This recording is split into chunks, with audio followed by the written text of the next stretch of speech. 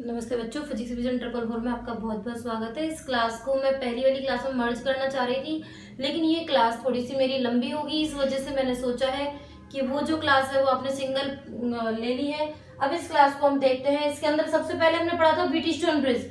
हमने जो last topic पढ़ा है वो क्या पढ़ा हुआ, व्हीट स्टोन ब्रिज, और उसका हमने कंस्ट्रक्शन यहाँ पर पढ़ लिया है। आगे इस क्लास को मैं फर्दर रखते हुए आपको बताती हूँ principle of wheat stone bridge. Heading change कर दीजिए यहाँ पर, मतलब आप अगली हेडिंग डाल दीजिए principle of wheat stone bridge and it's balancing condition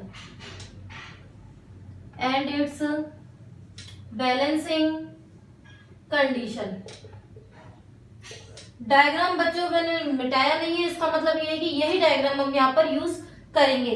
अब क्या है व्हीट स्टोन ब्रिज का प्रिंसिपल और इसकी बैलेंसिंग कंडीशन क्या है। तो इसका प्रिंसिपल भी वही है, बैलेंसिंग कंडीशन भी वही है कि जो इन दोनों का रेशियो होता है रेजिस्टेंस का, वो इन दोनों के रेशियो के इक्वल होता है। कुल मिला के जो हमारा आंसर आएगा ना, वो ये आएगा P/Q = R/S। ये है इसकी व्हीट बैलेंसिंग कंडीशन। ये हमें इससे आंसर चाहिए, तो अभी नहीं लिखना है, ये मैंने आपको बता दिया है। अब आपका मेन काम क्या है, ये आपने हेडिंग उतारने के बाद आपने डायग्राम बना लिया होगा। डायग्राम बना लीजिए फटाफट से, डायग्राम बनाइए एंड लिखिए इसके अंदर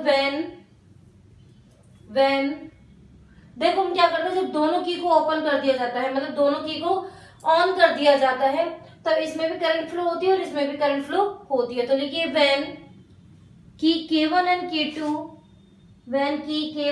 K2 both are switched on, then main current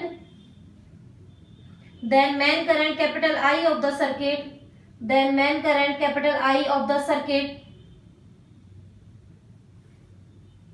divided in two parts, capital I1 and capital I2। देखो टू पार्ट्स में ब्रेक हो रही है ना, एट पॉइंट कैपिटल ए। यहां तक लिखने में कोई प्रॉब्लम नहीं है, ठीक है। फिर लिखिए at the point B and D, diagram में भी लिखते जाओ। At point B and D they have two more path, देख रहे हो ना। बी से वो डी भी जा सकता है, बी से वो सी भी जा सकता है। अगर डी पॉइंट पे कोई करंट है तो डी से बी भी जा सकती है और डी से सी भी जा सकती है। तो दो पाथ इसके हो गए। इफ अब लिखो if B D is greater than VD, मतलब कि इसका जो पोटेंशियल है is greater than VD, then current will flow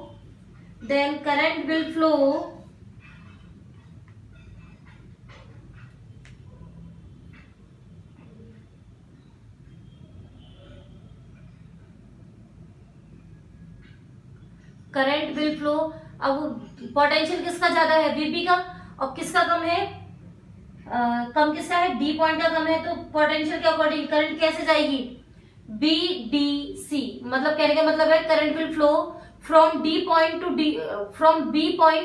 D point, जैसा कि मैंने सर्किट में फ्लो करा रखी है ना, बी से डी, इसी तरीके से फ्लो होगी। बट व्हेन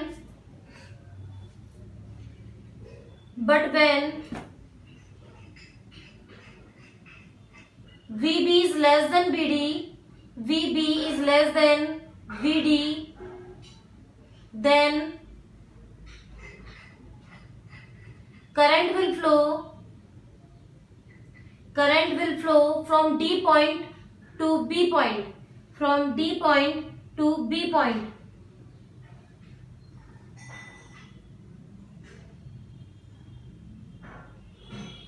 but when, पहले आप चेंज करके लिखना, बट व्हेन। ये तो हमने बड़े छोटे वाली बात कर लिया, अब हम करते हैं बराबर वाली बात, जो कि प्रिंसिपल है व्हीट स्टोन ब्रिज का। When potential of B point is equal to potential of D point, या फिर आप लिख सकते हो VB is equal to VD, VB is equal to VD, then no current will flow through galvanometer, no current will flow through galvanometer, galvanometer से कोई भी current प्रवाहित नहीं होगी. This is called balancing condition of Wheatstone bridge. Wheatstone bridge. In this situation,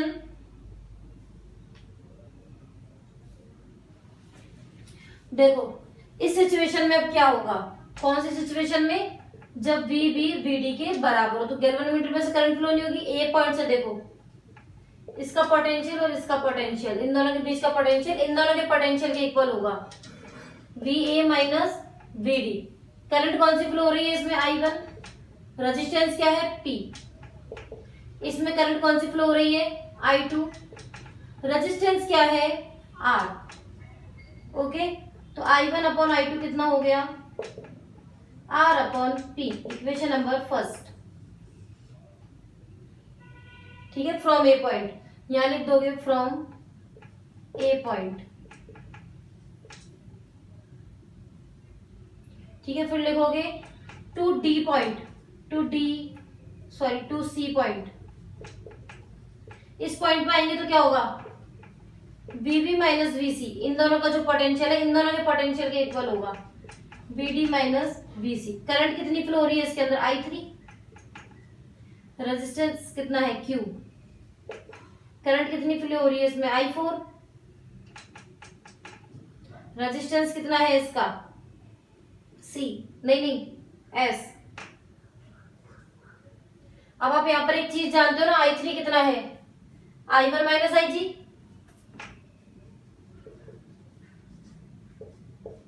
Q is equal to I4 कितना है, I2 plus IG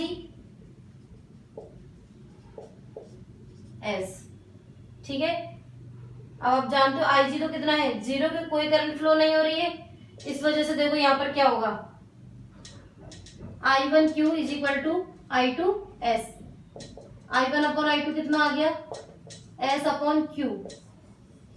इससे हम क्या बोलेंगे, इक्वेशन नंबर सेकंड. क्या बोलेंगे बेटा, equation number second. From equation first and second, from equation first and second क्या होगा, R upon P is equal to S upon Q. इसको सॉल्व करो तो क्या आ रहा है, P upon Q is equal to R upon S. This is the balancing condition of Wheatstone bridge. इसको पूरा नोट कर लो, पूरा विद डायग्राम. डायग्राम तो पहले बना ही दिया है, अभी पूरा नोट कर लीजिए.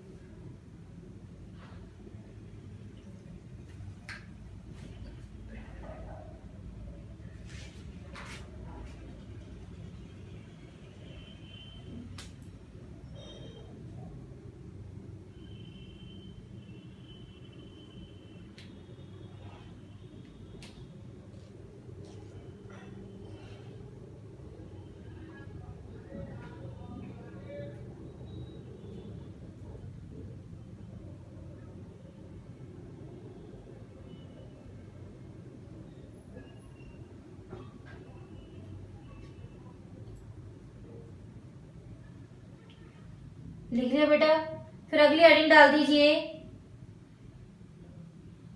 Balancing condition. क्या होगी अगली heading, balancing condition for Wheatstone bridge using Kirchhoff law.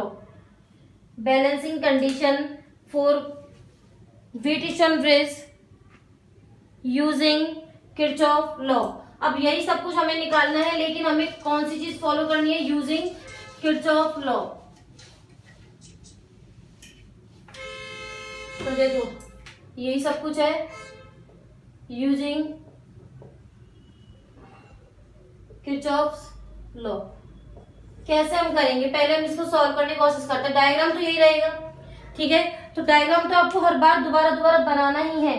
तो पहले इसके लिए लिख लो आप कुछ. Let the resistance of the galvanometer, theory लिखिए. Let the resistance of the galvanometer is capital G and the current flowing and the current flowing through it be IG,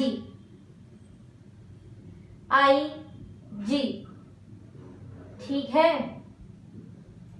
okay, तो अब हम निकालते हैं इसको। तो देखिए, सबसे पहले इस सर्किट को आपको बनाना है। इसके लिए आप छोड़ देंगे जगह, क्योंकि आपके पहले ही बना हुआ है, तो आप सर्किट को बना सकते हैं। हम कोई टाइम वेस्ट नहीं करेंगे, बट एग्जाम्स में ध्यान जरूर रखना है, कहीं आप ऐसा ना कर दो अपने आलस की वजह से कि एक बार जो सर्किट बना दिया उसको दोबारा बना ही नहीं रहे हो, तो बहुत प्रॉब्लम हो जाएगी बेटा। क्योंकि ये टॉपिक एक साथ कभी नहीं आने वाला है, या तो ये पूछ लेगा, या इससे पहले वाला पूछ लेगा, या सिर्फ उसकी बैलेंसिंग कंडीशन पूछ लेगा। एक एक नंबर के छोटे छोटे क्वेश्चन है ये, ठीक है। ये वाला क्वेश्चन जरूर 2 नंबर का है। ओके, अब देखो इसके अंदर हम वही लूप मेथड लगाएंगे। तो देखो, पहला लूप क्या है, loop ABDA। In loop ABDA देखें अब इसके अंदर। ओके, मैं कैसे चल रही है वो बता रही हूँ मैं आपको। मैं ऐसे चलूंगी, यूं और फिर यूं, आगे बस समझ में। पहले AB, मतलब हम जो चल रहे हैं ना वैसे चलेंगे। पहले AB, फिर चलेंगे BD और फिर चलेंगे DA। आपको अपना ध्यान रखना है कि आप कैसे चल रहे हो। ये जो चल रहा है इसको चलने दो, आप अपना ध्यान रखो। पहले AB, फिर BD, फिर DA, इस टाइप से आपको चलना है। तो A से स्टार्ट करते हैं। हम चल रहे हैं A to B, करंट भी I1 इधर ही चल रही है। तो I1P क्या है, I1P। डायरेक्शन दोनों की सेम है, पॉजिटिव, क्योंकि हम ऐसे ही तो चल रहे हैं। देखो अंदर एक छोटा सा एरो बना लो, अगर आपको याद ना रहे ना तो इस टाइप से कि हम ऐसे चल रहे हैं। ये देखो दोनों डायरेक्शन बिल्कुल सेम है। फिर उसके बाद B तक पहुंच गए, अब हमको ऐसे चलना है। देखो जो दे रखी है करंट वो भी ऐसे चल रही है और हम भी ऐसे चल रहे हैं, तो यहाँ पर आ जाएगा प्लस IGG, ठीक है। हम D तक पहुंच गए, फिर हमको ऐसे चलना है। हमको ऐसे चलना है, करंट ऐसे चल रही है, नेगेटिव आएगा, -I2R इज इक्वल टू 0। आगे बस समझ में। अब देखो I1 को तो इधर ही रखो, या फिर ना बस इसको इक्वेशन नंबर 1 दे दो। अब हम बात करते हैं इन लूप। अब ये सब कुछ हटाओ, अब हम दूसरे लूप की बात कर रहे हैं। दूसरा लूप क्या होगा, BCDB। इसमें भी कैसे चलेंगे, ऐसे ऐसे और ऐसे। हमको ऐसे चलना है, मतलब कि B to C, C to D और फिर D to B। Okay, B point से स्टार्ट करो। हम ऐसे चल रहे हैं, ये भी ऐसे चल रहा है, तो ये क्या हो जाएगा, I3Q। फिर हम ऐसे चल रहे हैं और ये उल्टा चल रहा है, तो माइनस के I4S। हम ऊपर जा रहे हैं और ये नीचे आ रहा है, तो माइनस IGG बराबर 0। I3 कितना है, I1 माइनस IGQ। I4 कितना है, I2 plus IGS minus IGG is equal to 0। Equation number 2, ठीक है। फ्रॉम बैलेंसिंग कंडीशन, या फिर from balancing condition, from balancing condition, या फिर for balancing condition, IG is equal to 0। तो फ्रॉम इक्वेशन फर्स्ट, अब यहाँ लिखोगे फ्रॉम इक्वेशन फर्स्ट कितना आ रहा है, I1P प्लस 0 माइनस I2R बराबर 0। तो कितना हो गया, I1P बराबर I2R कितना हुआ, I1 upon I2 is equal to R upon P। Equation number 3 हो गई है। ये कितनी हो गई, इक्वेशन नंबर 3। अब इसका तो भी कोई भी सेंस नहीं है, ठीक है, इसका कोई मतलब नहीं है, क्योंकि अपना ही कंप्लीट हो चुका है। फ्रॉम इक्वेशन सेकंड देखो I1Q, क्योंकि ये तो 0 है, माइनस I2S, क्योंकि ये भी 0 है और वो भी 0 है, 0 रख दिया। I1Q is equal to I2S। I1 upon I2 कितना हो गया, S upon Q। Equation number 4। फिर यहाँ लिखोगे from equation 3rd and 4th। 3rd and 4th से क्या हो रहा है, R upon P is equal to S upon Q। मतलब क्या हो गया, P upon Q is equal to R upon S। आ गया same. This is the balancing condition of Wheatstone bridge. ये हो गया आपका कंप्लीट। नोट कर लीजिए फटाफट से इसको, न्यूमेरिकल्स में बहुत काम आने वाला है ये।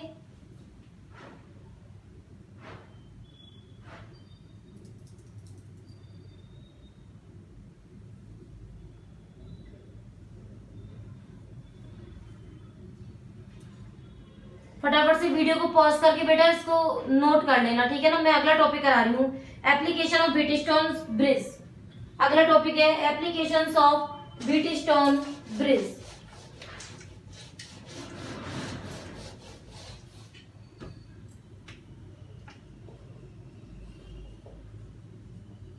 एप्लीकेशन ऑफ व्हीटस्टोन ब्रिज, किसके कौन कौन से, क्योंकि आपको नाम दे दिया जाता है पता और पूछा जाता है कि कौन कौन सा चीज है व्हीटस्टोन ब्रिज पे काम करती है, तो आपको नाम पता होना चाहिए।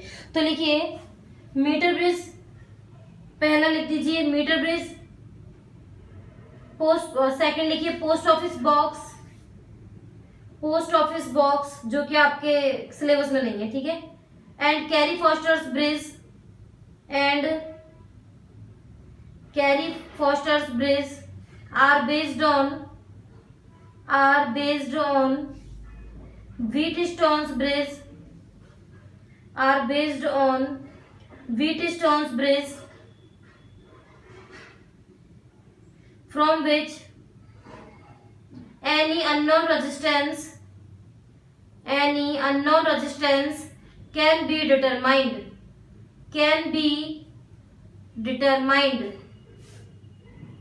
ओके, ठीक है। अब इसके अंदर इसने एक नाम दिया है मीटर ब्रिज, काफी अच्छा क्वेश्चन बनता है यहाँ से मीटर ब्रिज से। तो हम सीखेंगे कि मीटर ब्रिज क्या होता है। पहले आपको इसकी मोटी मोटी चीजें बता देती हूँ कि मीटर ब्रिज होता क्या है। देखो, दो एल शेप की इस टाइप से पट्टियां होती हैं,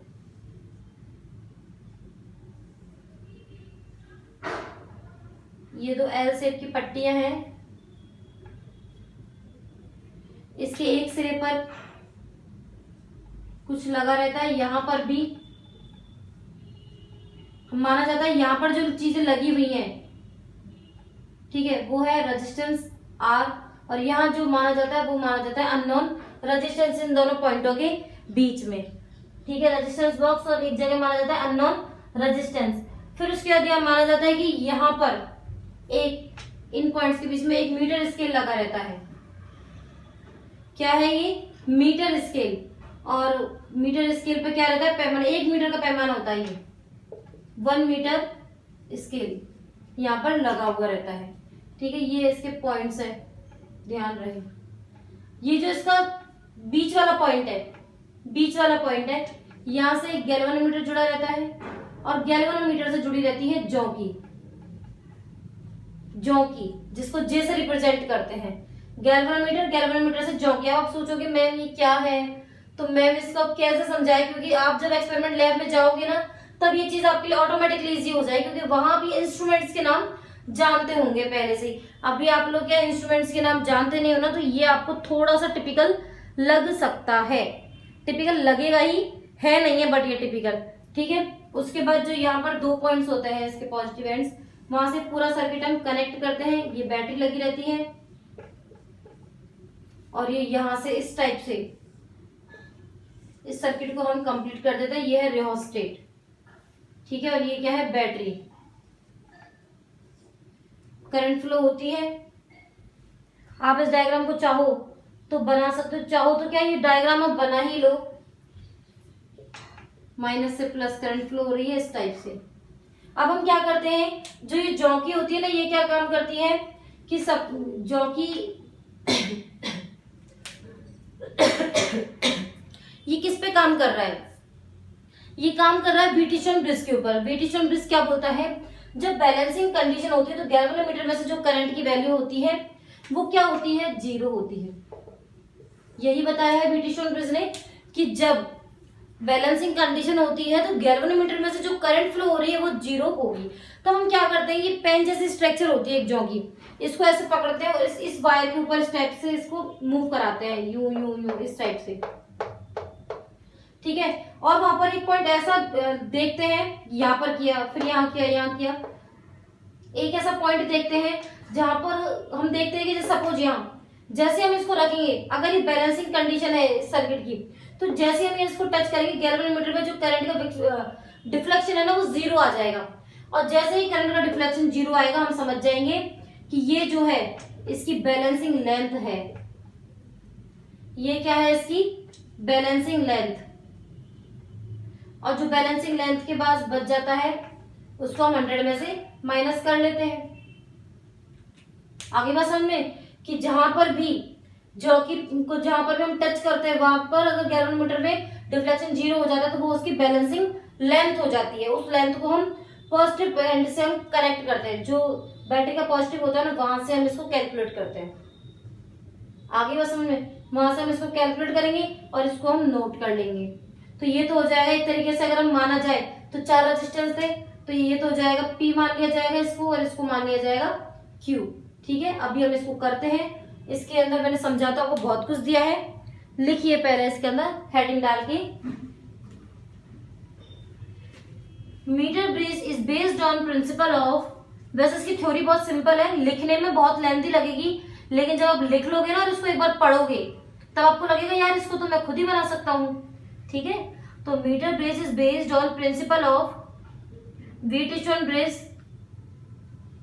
which can be used to determine unknown resistance,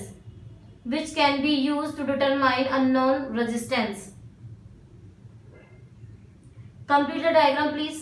diagram को बना लीजिए, वीडियो को पॉज करके आप डायग्राम को बनाओगे। बना ली है डायग्राम, पॉज कर दीजिए वीडियो क्योंकि मैं आगे लिखा रही हूं। अगली हेडिंग डाल दीजिए कंस्ट्रक्शन। डायग्राम के बाद नेक्स्ट हेडिंग आ जाएगी construction.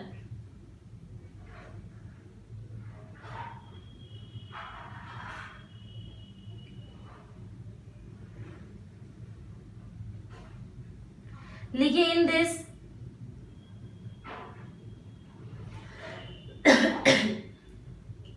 1 meter wire, in this 1 meter wire is used, which is made of, ये पूछा जाता है कि जो वायर यूज में लिया गया है वो किसका बना हुआ है जिस पर हम जॉकी को चला रहे हैं। Which is made of constantan और मैग्नेन,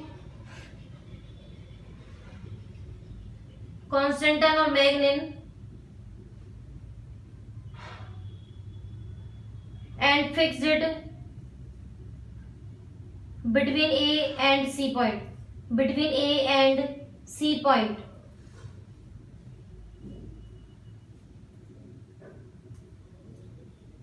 There are two L-shaped copper plates. There are capital L-shaped copper plates which remains fixed.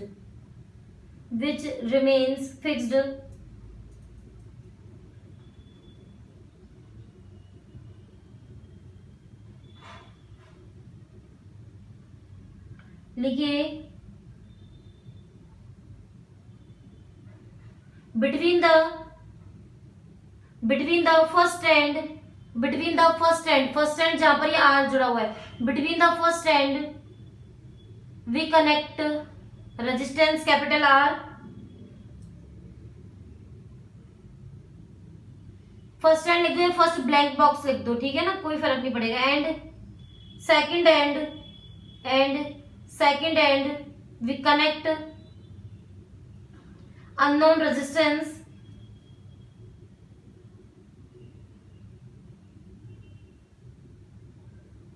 and between the midpoint, इसको लिख दो या डी पॉइंट, ब्रैकेट में डी पॉइंट,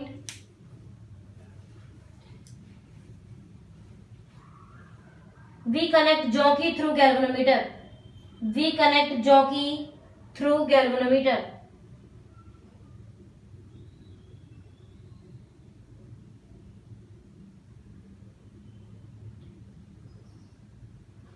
लिखिए सर्किट अरेंजमेंट एंड मेथड,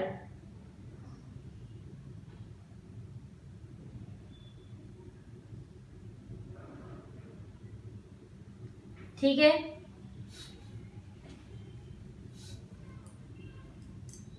लिखिए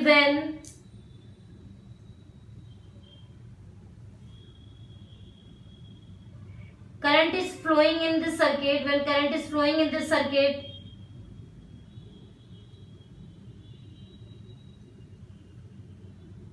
then we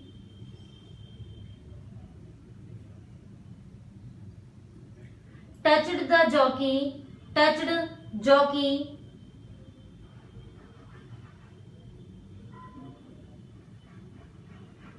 at 1 meter wire,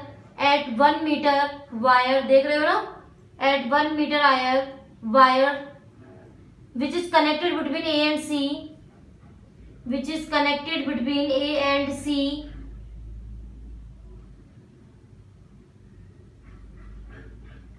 we touched it. एक minute आप देखिए, we start touching it from A point, and we can see that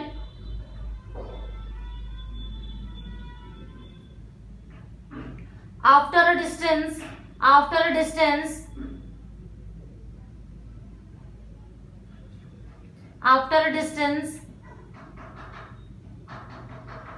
we get a point, अपन एक point प्राप्त करते हैं। ये लैंग्वेज अपनी लैंग्वेज, ये जो लैंग्वेज लिख रहे हो ना, इसे अपनी भाषा में ही लिखना है। We get a point whenever deflection of galvanometer is 0, whenever मतलब जहां पर deflection of galvanometer is 0, this is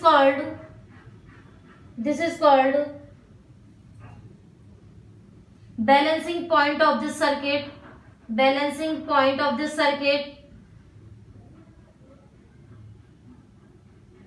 and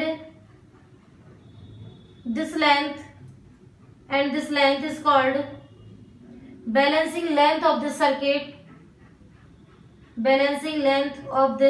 circuit,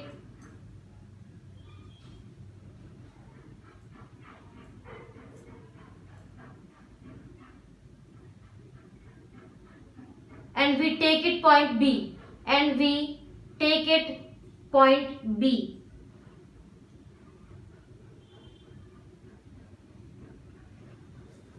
now देखो, now क्या, resistance of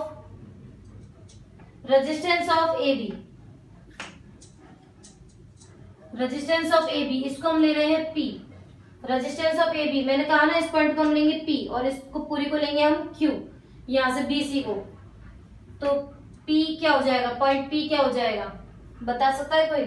sigma into L, equation number first.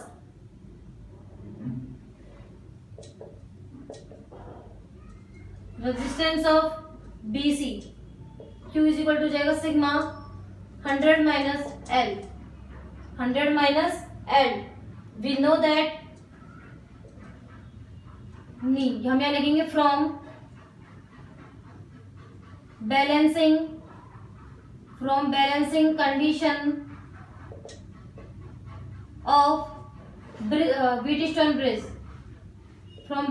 condition of Wheatstone bridge, क्या हो रहा है, T upon Q is equal to R upon S, यही होता है balancing condition. Sigma L upon 100 minus L is equal to R upon S। Sigma से sigma cut गया, हमें क्या चाहिए, S चाहिए। क्या चाहिए हमें, S कितना हो गया, ये ऊपर गया 100 minus L upon L into R।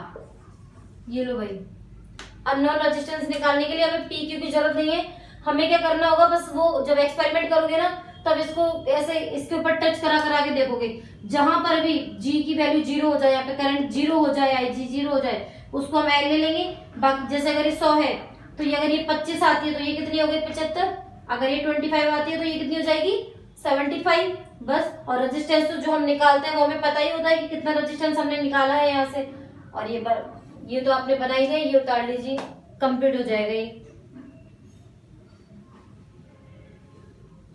कितना सिंपल है, देखो बस इसके अंदर टच करा करा के लेंथ ही निकालनी है। अब लेकिन बहुत सारे बच्चों को सर्किट डायग्राम याद नहीं होते, सर्किट डायग्राम तो याद करने ही पड़ेंगे आपको। अगर ये याद नहीं हुआ ना तो आप एग्जाम में सर्किट नहीं बना पाओगे।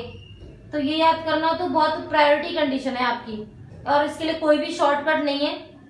लेकिन इतना मैं कह सकती हूँ, आप जब लैब में जाओगे और इनको करोगे तब ये चैप्टर सबसे इजी हो जाएगा आपके लिए। और जब तक आप लैब में नहीं जाओगे, चीजों को देखोगे नहीं अपने हाथ से, तब तक आपको लगेगा ये क्या है और ये क्या है। ठीक है, तो मैं ये चाहती हूँ आप जब तक अपना पेशेंस बनाए रखें, जब तक कि आप लैब में नहीं एंटर कर रहे। लिखिए limitations of metre bridge, limitations of metre bridge.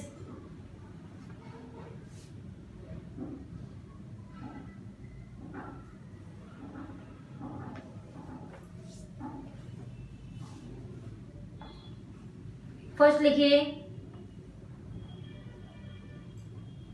Resistance of copper plates, जो प्लेट्स होती है ना कॉपर की, resistance of copper plates and connections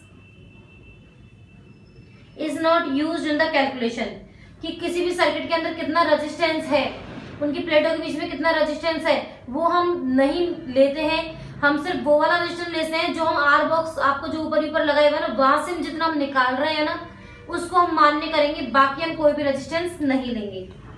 connection is not used in the calculation, that is why low resistance can not be measured, low resistance can not be measured. This resistance are called end resistance,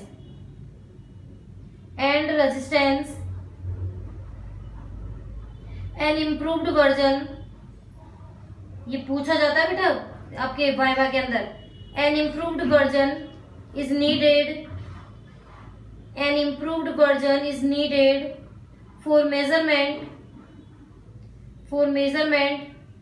and that version is called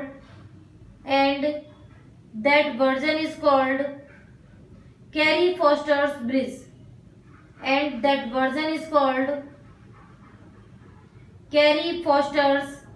bridge, okay. अब आप बता सकते हो carry-foster bridge क्या है, क्यों use में लिया जाता है, कि जो छोटा छोटा रेजिस्टेंस होता है ना सर्किट के बीच में, वो कैलकुलेशन में नहीं आता है, इसलिए इसको यूज लिया जाता है। Second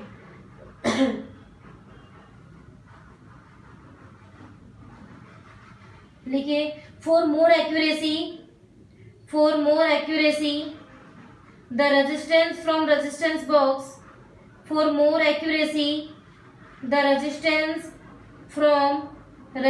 box should be equal to such that deflection comes in between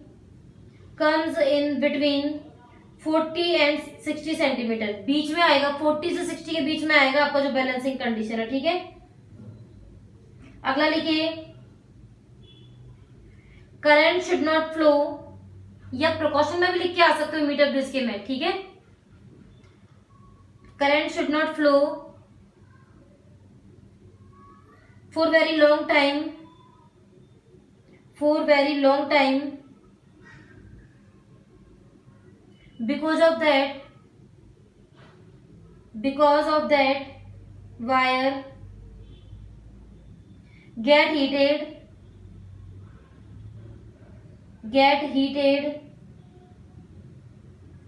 and resistance get changed। ठीक है, अगर इस वायर को ज्यादा देर तक गर्म कर दिया तो जो टेम्परेचर है उसकी वजह से इसका रेजिस्टेंस क्या हो जाएगा, चेंज हो जाएगा, और वैल्यू उल्टी सीधी आएंगी। फिर लिखिए next jockey should not be slide, मतलब रगड़ना नहीं है जॉकी को, रगड़ के पता चले तार को चपटा कर दिया आपने। ठीक है, jockey should not be slide on the wire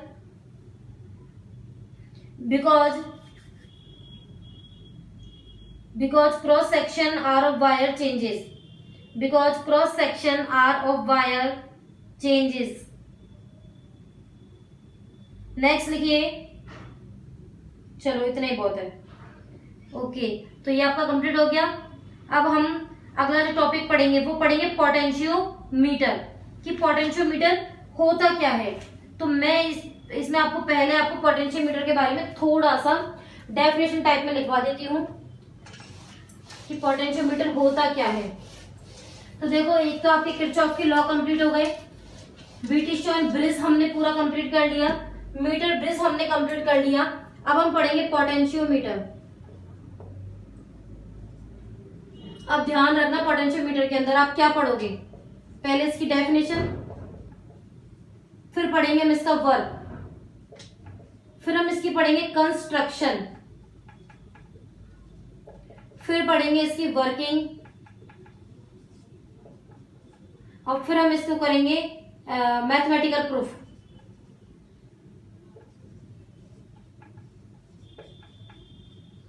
अब जो हमें टॉपिक पढ़ना है ना वो पोटेंशियोमीटर ही पढ़ना है। कैसे कैसे पढ़ना है, पहले इसकी डेफिनेशन, वर्क, कंस्ट्रक्शन, फिर हम वर्किंग पढ़ेंगे और फिर हम इसके मैथमेटिकल प्रूफ पढ़ेंगे। उसके बाद हम पढ़ेंगे स्टैंडर्डाइजेशन, उसके बाद हम क्या पढ़ेंगे, स्टैंडर्डाइजेशन। ओके, फिर हम स्टार्ट करेंगे इसके एप्लीकेशंस, और इसके है ना टोटल मिला के 5 एप्लीकेशन है, टोटल 5 एप्लीकेशन है। 5 के अंदर हम क्या पढ़ेंगे, सर्किट डायग्राम, कंस्ट्रक्शन, वर्किंग। देखो, और जो लास्ट के दो हैं इनमें हम पढ़ेंगे ग्राफ भी पढ़ेंगे, लास्ट के 2 के अंदर हम ग्राफ भी पढ़ेंगे। टोटल इतना पढ़ना है और ये चैप्टर कंप्लीट, मतलब कि पोटेंशियोमीटर ही पोटेंशियोमीटर पढ़ना है अब आपको। देखो, जो आपका एक्सपेरिमेंट आना था, एक तो मीटर स्केल वाला एक्सपेरिमेंट आता है मेजर एक्सपेरिमेंट में, ठीक है, 2 एक्सपेरिमेंट इसके अंदर से आते हैं एप्लीकेशन के अंदर से। टोटल 3 एक्सपेरिमेंट है इसी सर्किट के, इसी चैप्टर के। पहला मीटर ब्रिज का हो गया, बाकी 2 है ना इसके फर्स्ट सेकंड 2 एप्लीकेशंस होते हैं, ठीक है। तो ये हमें पूरा चैप्टर अब इस टाइप से पढ़ना है, पूरा पोटेंशियोमीटर ही पढ़ना है हमें। ओके, तो इस चैप्टर में काफी टाइम तो लगेगा, लेकिन इतना भी टाइम नहीं लगेगा, हम कवर कर लेंगे, अच्छे तरीके से कवर कर लेंगे हम इस चैप्टर को। इतना जरूर बता सकती हूँ, रिवाइज कर लिया, लैब में चले गए तो ये चैप्टर आपको इजी लगेगा, क्योंकि अंदर से क्वेश्चन नहीं बनेगा इस चैप्टर के अंदर से, डायरेक्ट बड़ा क्वेश्चन बनेगा। डायरेक्ट क्या बनेगा, बड़ा क्वेश्चन बनेगा, या फिर फॉर्मूले बेस्ड स्टैंडर्डाइजेशन वगैरह इस टाइप से बनेंगे, ठीक है। और न्यूमेरिकल जो बनता है P/Q=R/S पे ही बनता है मेजर। तो मैं स्टार्ट करूं, सबसे पहले इसको बना लीजिए, आप पूरा बना लो ये, जैसे कि आपको पता रहे कि अब हम क्या क्या पढ़ने वाले हैं। ये ना कहो कि अरे और कितना है और कितना है, ठीक है। जैसे कि आप ऑनलाइन कोई सामान मंगाते तो वो बताता है ना, उठा लिया, पिक हो गया, पैक हो गया, पहुंच गया, बस पहुंचने वाला है। इस टाइप से आपको अपना करना है, डेफिनेशन पढ़नी, फिर ये पढ़ेंगे, फिर ये पढ़ेंगे, फिर ये, आसानी रहेगी उससे, ठीक है। पॉज करके बनाइए, पोटेंशियोमीटर हेडिंग डाल दीजिए और लिखिए।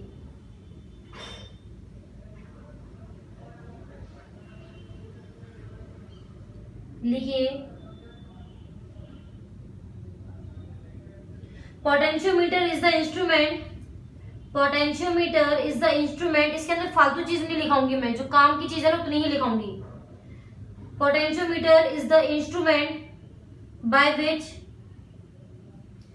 एक बात और ध्यान रखना, मैं थोड़ा बोल रही हूँ बीच बीच में कि मैं जो ये आपको पढ़ाई करा रही हूँ ना, ये 12th लेवल के अकॉर्डिंग करा रही हूँ, ना तो मैं आपको ये IIT के अकॉर्डिंग पढ़ा रही हूँ, ना मैं आपको ये हायर एजुकेशन के लिए पढ़ा रही हूँ। कई टीचर्स का क्या होता है, मैं उन पर ब्लेम नहीं कर रही हूँ, अच्छी बात है वो नॉलेज दे रहे हैं, लेकिन इस चीज की मेरे अंदर थोड़ी सी कमी है कि मैं आपको ज्यादा डीप नॉलेज नहीं देना चाहती किसी भी चीज की। जितनी जरूरी है मेरे माइंड में सेट है कि 12th क्लास के लिए मैं पढ़ा रही हूँ, तो मैं उतना ही आपको बताऊंगी, उतनी ही चीजें आपको पढ़ाऊंगी जो आपके 12th के लिए जरूरी है।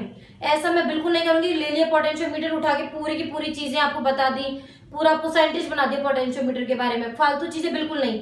मेरे माइंड के अंदर 12th क्लास क्लियर है कि मैं 12th क्लास ही पढ़ा रही हूँ, तो मैं एक भी चीज आपको फालतू नहीं कराऊंगी, ठीक है। कहीं होता है ना कि एक टॉपिक करा दिया, उसके ऊपर फुल प्रूफ आपको पूरा का पूरा डीपली नॉलेज दे दी, और फिर उसके बाद वो बच्चे क्या करते हैं, उसको पढ़ते हैं और बाकी टीचर्स को कंपेयर करने की कोशिश करते हैं, अरे इसने तो ये नहीं पढ़ाया, इसने ये पढ़ा दिया। इसने ये ज्यादा पढ़ा दिया, इसने ये कम पढ़ा दिया। तो यहाँ ये मेरे साथ कंडीशन मत करना। 12th क्लास मेरे ध्यान में, इसलिए मैं सिर्फ और सिर्फ 12th के लिए ही आपको पढ़ा रही हूँ। जितना जरूरी है, जितना एग्जाम में आएगा उतना ही मैं आपको पढ़ा रही हूँ। ज्यादा डीप नॉलेज तो मैं ये कोर्स कंप्लीट होने तक नहीं देने वाली हूँ, ठीक है। कई होता है ना, ये क्यों नहीं बताया, ये क्यों नहीं बताया, तो इसलिए नहीं बताया क्योंकि वो आपके एग्जाम में आने वाला नहीं है, और जो मैंने नहीं बताया वो एग्जाम में आएगा भी नहीं, ये बात ध्यान रखना। तो ये चीज आप माइंड में क्लियर करना, क्योंकि आगे है ना, आगे चैप्टर की ग्रोथ हो रही है जिसमें आपको डीप नॉलेज की जरूरत है। मतलब कि जो एक टॉपिक है ना पोटेंशियोमीटर, इसके ऊपर पूरी की पूरी बुक लिखी हुई है। अब बताओ क्या करो, पूरी बुक की नॉलेज दे दूं आपको एक बार में? एक पूरी की पूरी सर्किट्स के ऊपर बीएससी के अंदर, बीटेक के अंदर एक पूरी की पूरी बुक होती है। और इलेक्ट्रॉनिक्स तो एक यूनिट भी बनी हुई है। मतलब कि अपन जब बीटेक के अंदर वो लेते हैं ना सब्जेक्ट, तब इलेक्ट्रॉनिक सब्जेक्ट आता है। तो सोचो वो कितना बड़ा सब्जेक्ट है। तो उतनी नॉलेज उठा के दे दूं आपको? नहीं दे सकती ना, या आप ले नहीं सकते ना। तो इस चीज का ध्यान रखना, कोई कितना भी आपको पढ़ाए, कोई कितना भी कुछ भी करे, हमें 12th की नॉलेज लेनी है। पहले हमें पहला एम 12th पास करना है, ठीक है। जब ये 12th आपकी कंप्लीट हो जाए, या 12th क्लास का आप सारा कुछ पढ़ लो कि भाई हम तो 12th का पढ़ चुके हैं, अब हमें एग्जाम दिलवा लो, पास है हम, तब आप बाद में नॉलेज लेना स्टार्ट करो, कोई मना नहीं है उसके बारे में, ठीक है। तो लिखो, potentiometer is the instrument by which exact measurement. आपसे ये पूछा जाएगा भाई काम क्या है, इसका डेफिनेशन क्या है, तो ये लिखोगे by which exact measurement of EMF, exact measurement of EMF और पोटेंशियल डिफरेंस, और potential difference can be made. Potentiometer is the device. Potentiometer is the device based on zero deflection method. Zero deflection method, और zero deflection method कौन सा है? Wheatstone bridge का zero deflection method। मतलब ये सारे experiment वही है, वो जॉकी को चला चला के हमको जीरो डिफ्लेक्शन लेना है, ठीक है। बस सबका क्या हो जाएगा, कंस्ट्रक्शन और जो सर्किट डायग्राम है वो अलग अलग है। in which no current flow from potentiometer and it provides infinite resistance directly.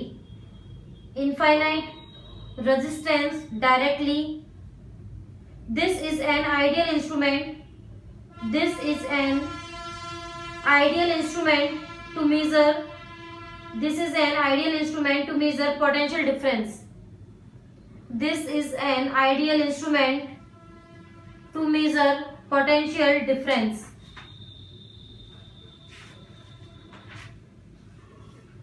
ठीक है, ओके। तो ये हमने कर लिया है बिल्कुल कंप्लीट। आगे जो हम पढ़ेंगे वो हम पढ़ेंगे नेक्स्ट क्लास के अंदर।